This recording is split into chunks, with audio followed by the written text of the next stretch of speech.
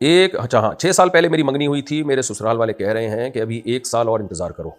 کیا میں کسی اور لڑکی سے چھپ کے نکاح کر سکتا ہوں جبکہ میں نے اس کو یہ بتایا ہوا ہے کہ میرا نکاح ہو چکا ہے مگر رخصتی نہیں ہوئی ہے، اور پھر بھی وہ مجھ سے نکاح کرنے پر راضی ہے، لیکن نہ اس کے نہ میرے گھر والے دوسری شادی کرنے پر راضی ہیں۔ اگر ہم چھپ کے بغیر ولی کے عدالت کے ذریعے نکاح کریں تو کیا یہ نکاح ہو جائے گا؟ یہ چھپن چھپائی کے میں بالکل قائل نہیں ہوں، اس میں لڑکیوں کو الو بنایا جاتا ہے، عدالت میں جا کے لڑکے لڑکی سے نکاح کرتے ہیں، لڑکی کے ماں باپ انوالو نہیں ہوتے،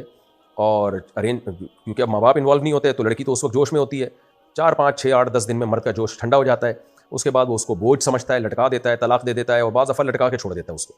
تو میں کبھی بھی مشورہ نہیں دوں گا کسی لڑکی کو بھگا کے ولی کی اجازت کے بغیر آپ کورٹ میں نکاح کریں، تو اور خاص طور پہ جب جہاں آپ کی شادی ہوئی بھی ہے وہ جب بیٹی کو رخصت کریں گے تو آپ کو کنوارا سمجھ کے کریں گے،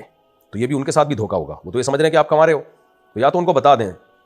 اس کا آسان حل یہی ہے، ان کو بول دیں بھائی 1 سال میں انتظار نہیں کر سکتا، میرے لیے برائی سے بچنا مشکل ہے، یہ نہ بولیں برائی سے بچنا مشکل ہے، بس ویسے ہی بول دیں کہ میں 1 سال انتظار نہیں کر سکتا، تو مجھے اس دوران اگر کوئی مل گیا تو میں نکاح کر لوں گا، تو منگنی توڑ دیں گے، ان کی مرضی، انسان کے بچے ہوں گے تو بھیج دیں گے اپنی بیٹی کو کہ بھائی ایک اچھا رشتہ ہمارے ہاتھ سے جا رہا ہے، اگر انسان کے بچے نہیں ہوں گے جیسے کہ آج کل بہت ہی کم ہوتے ہیں سوائے ان لوگوں کے جو میرا پروگرام سن رہے ہیں، تو جلدی رخصتی کر دیں گے اگر انسان ہوں گے، نہیں ہوں گے تو پھر لیکن یہ جو بھگانا اور عدالت میں جا کے چھپ کے نکاح کرنا، اور آپ کی جو منکوحہ ہے یا جو منگیتر ہے وہ یہ سمجھتی رہے کہ کوئی اور لڑکی آپ کی زندگی میں نہیں ہے، تو یہ سب پھر دھوکے میں آئے گی یہ سب چیزیں، اور ہمیشہ کے لیے آپ پہ اعتماد ختم ہوگا،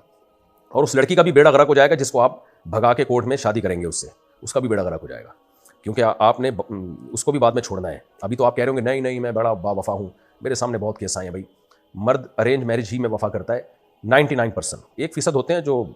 شیر کے بچے ہوتے ہیں وہ کہتے ہیں ایسی کی تیسی، جب شادی کی ہے تو وفا کر کے دکھائیں گے، لیکن زیادہ تر مرد کیا کرتے ہیں،